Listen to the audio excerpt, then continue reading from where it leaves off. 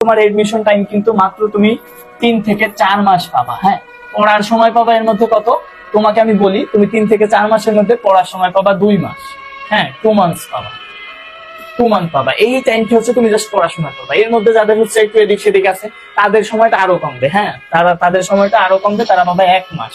হ্যাঁ, এই ক্যালকুলেশনটা আমি তোমাদেরকে পরবর্তী একটা ভিডিওতে বুঝাই দিব যে এই কথাগুলো আমি কেন বললাম যে 3 থেকে 4 মাস থেকে আসে 2 মাস। 2 মাসে যাদের হচ্ছে ডানবাম আছে, হ্যাঁ, যারা হচ্ছে বুঝতে পারছো, যাদের আছে ডানবাম তারা বুঝবা, ঠিক আছে? তো তাদের সময় হচ্ছে পড়ার 1 মাস। সো 1 মাসে তুমি এডমিশন কিভাবে শেষ করবা?